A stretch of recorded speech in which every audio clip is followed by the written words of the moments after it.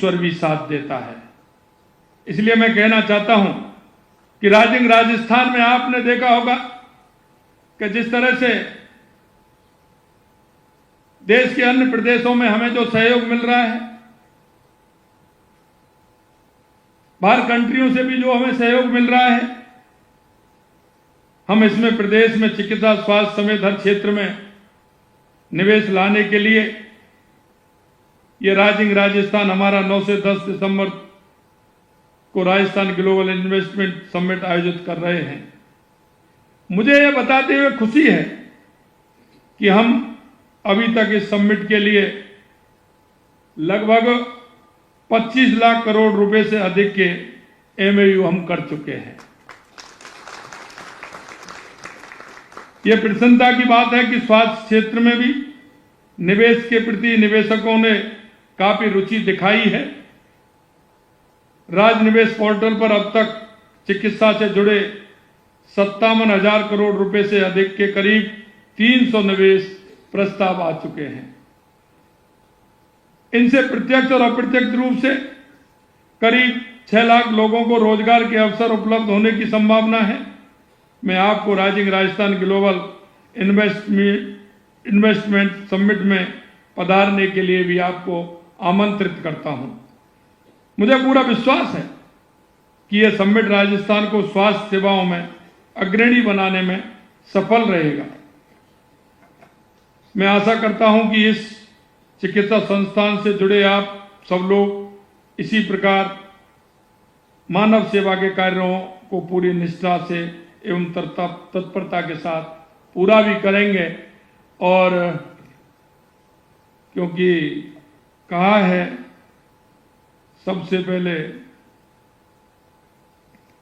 आवश्यकता चिकित्सा और स्वास्थ्य की होती है, और हमने इसीलिए बजट में प्रावधान रखा है।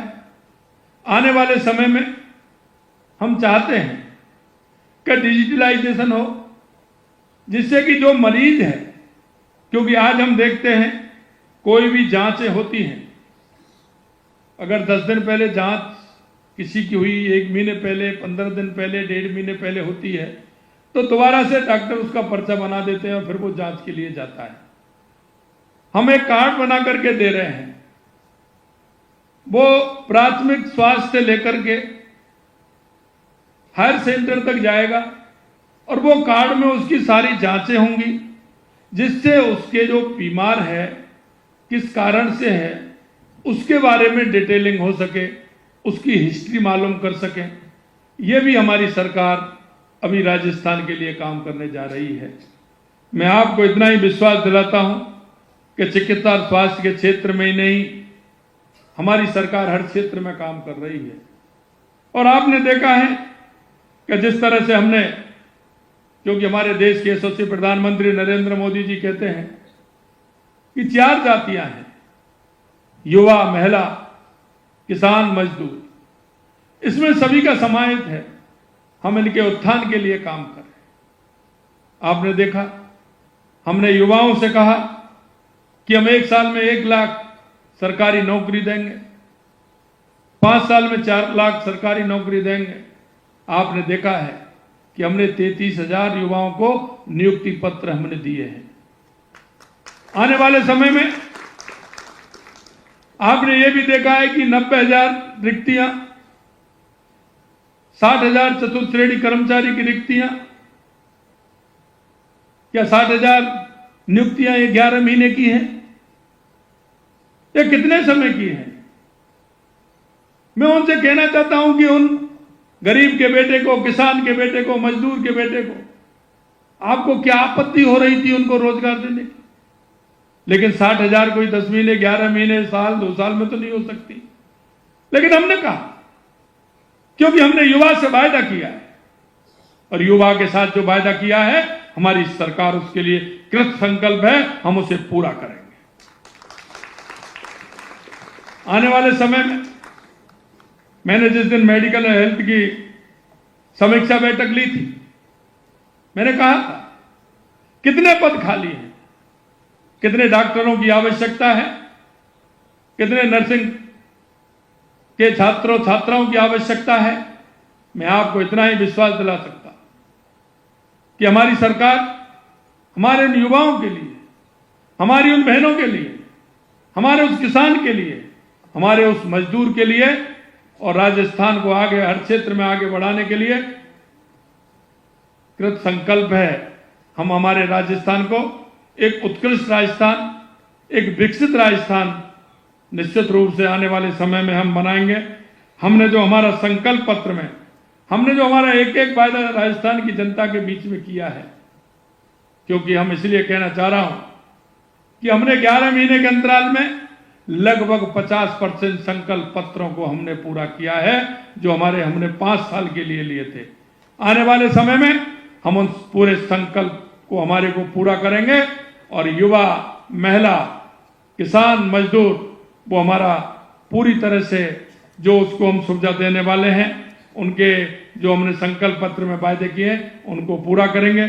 आज के इस समारोह में मैं पुनः उन सभी छात्र छात्राओं को बहुत बहुत बधाई देना चाहता हूं, उनको धन्यवाद देना चाहता हूं और उनसे आशा और उम्मीद करता हूं कि आने वाले समय में वो एक अच्छे नागरिक बनेंगे, क्योंकि हम इस प्रदेश के, इस देश के एक नागरिक भी हैं और उन नागरिक कर्तव्यों की तरफ भी हमें देखना है। क्योंकि आज के समय में व्यक्ति अगर देखता है तो सिर्फ अधिकार की तरफ देखता है। पिता का अधिकार क्या है, पुत्र का अधिकार क्या है, पत्नी का अधिकार क्या है। लेकिन मित्रों, मैं आपसे कहना चाहता हूं, आप एक नए जीवन की तरफ अग्रसर हो रहे हैं कि हमारे जीवन में हमें कुछ हमारे कर्तव्य भी हैं, मां भारती के प्रति भी हैं, व्यक्ति के प्रति हैं, परिवार के प्रति भी हैं, राज्य के प्रति भी हैं, देश के प्रति भी हैं।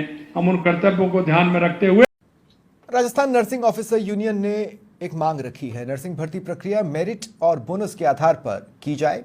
प्रमुख शासन सचिव चिकित्सा गायत्री राठौड़ को इस संबंध में ज्ञापन सौंपा गया।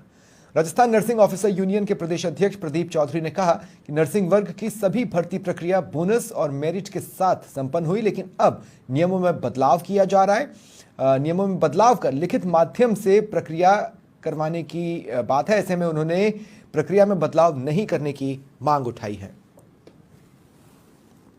जिसमें ज्ञापन के माध्यम से अवगत कराया है कि प्लेसमेंट एजेंसी से कार्यरत चिकित्सा विभाग में मेडिकल कॉलेजों और सीएमएचओ के अधीन कार्यरत प्लेसमेंट एजेंसी से नर्सिंग ऑफिसरों के साथ भेदभाव किया जाता है। उनको हटाकर उनकी जगह नए कर्मचारी लगाए जाते हैं। हाईकोर्ट के अनुसार ऐसा नियम नहीं है कि एक कर्मचारी को हटाकर दूसरा कर्मचारी लगाया जाए और उन पर दबाव बनाया जाता है, हटाने का और डराने का धमकाया जाता है, जिसका हमने विरोध जताया है। प्रमुख शासन सचिव को हमने इस मामले से अवगत कराया है और हमने मांग करी है CSR 2022 के नियम के अधीन इनको प्लेसमेंट एजेंसी से कार्यरत कर्मचारियों को उसमें शामिल किया जाए और आगामी भर्तियां बोनस एवं मेरिट के आधार पर कराने की मांग करी है। मैं